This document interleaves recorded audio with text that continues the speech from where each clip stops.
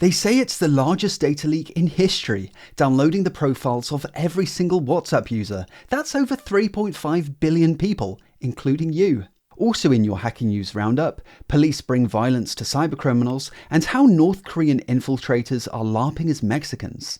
But first, by exploiting a super basic security flaw, researchers downloaded the phone number, name, and in most cases, even the profile picture and about text of every single WhatsApp user.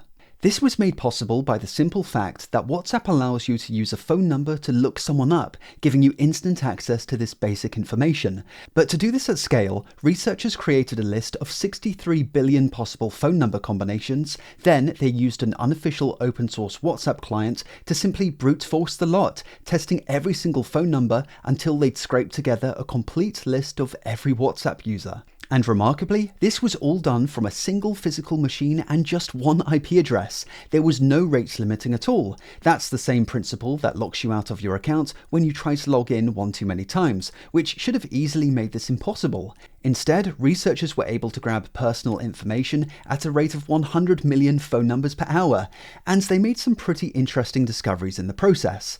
They put together a leaderboard of just how many people use WhatsApp in each country, and whilst WhatsApp is banned in several countries, that hasn't stopped people from using it. In North Korea, for example, there are a total of 5 people actively using WhatsApp, apparently. But in China, where it's also banned, there's millions of users, and those people could have a very bad day if their government gets their hands on this data, because the Chinese government has a record of arresting people for merely downloading WhatsApp. More widely though, the About text field also has its problems. This allows you to share a short custom message publicly, but the researchers found that a surprising amount of government and military employees are sticking their official email address in here. Not the best for OPSEC. They also found that unlicensed self-employed pharmacists, shall we say, were also using this field to advertise their merchandise. Grabbing profile pictures en masse is also slightly problematic.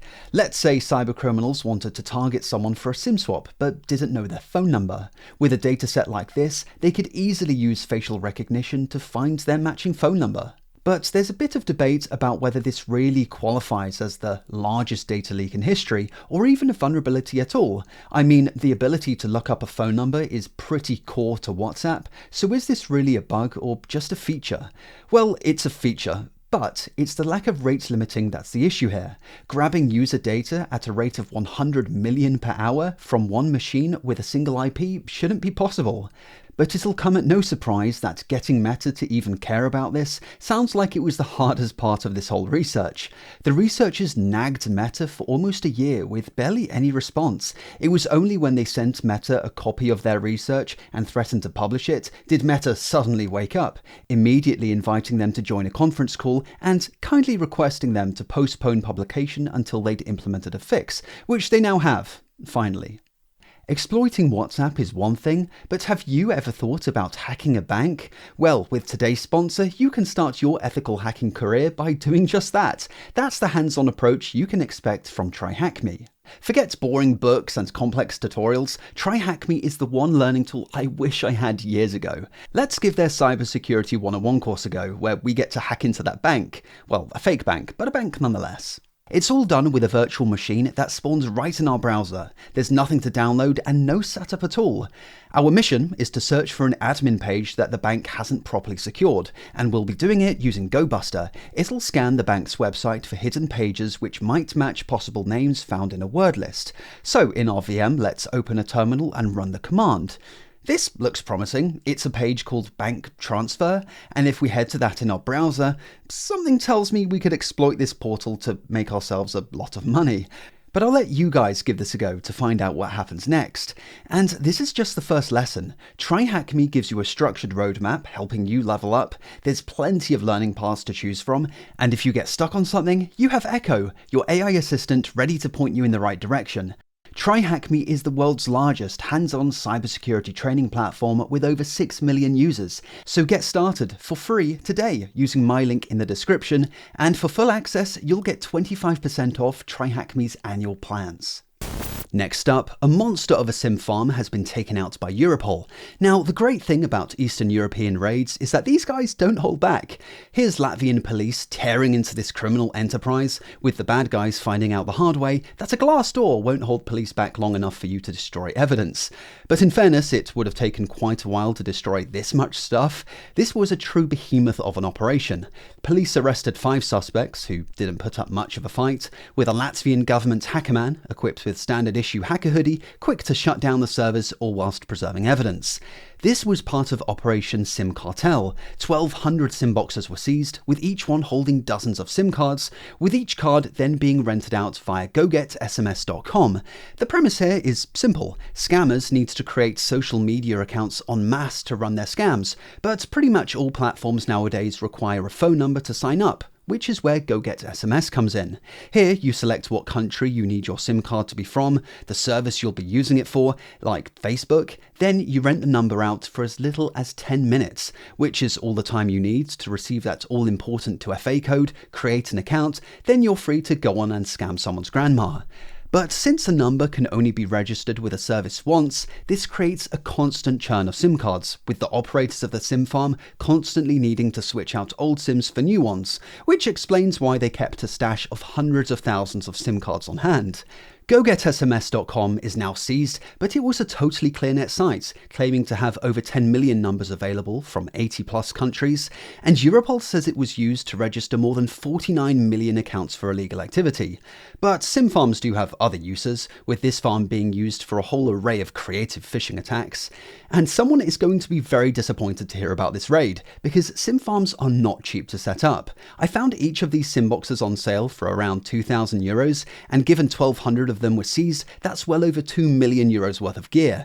This is big business, as evidenced by the Porsche parked outside, which is now property of Latvian law enforcement, as well as a few other vehicles that were seized and hundreds of thousands of euros in cash. Next up, North Koreans are using brown face filters to get jobs, apparently. The setup here is nothing new. For years, North Koreans have been trying to land remote jobs at Western companies, all in an effort to make money for their supreme leader so he can buy expensive watches, Gucci handbags, and nuclear weapons.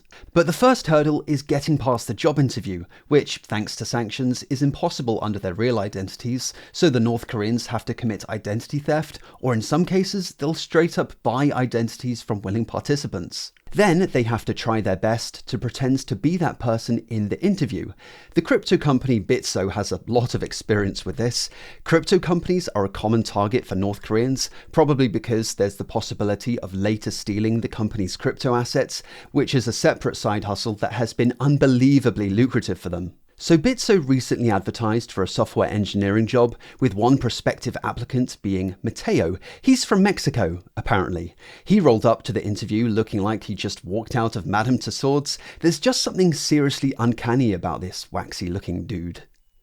So I worked a lot on APIs and authentication with OAuth. If you look closely, his mouth movements just don't fit his speech, and if we go frame by frame, you can see that his teeth just don't move with the rest of his face. They stay still. Clearly the result of some bad AI filter, but the easiest way to catch out a fake Mexican is just to ask them if they speak Spanish, which Mateo couldn't.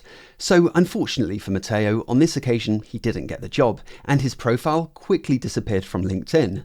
In other examples, the North Koreans ditched the crappy AI filters, but made other mistakes. This guy forgot that he was meant to be Julian from Colombia, accidentally leaving his name on Google Meet as some other guy he'd stole the identity of.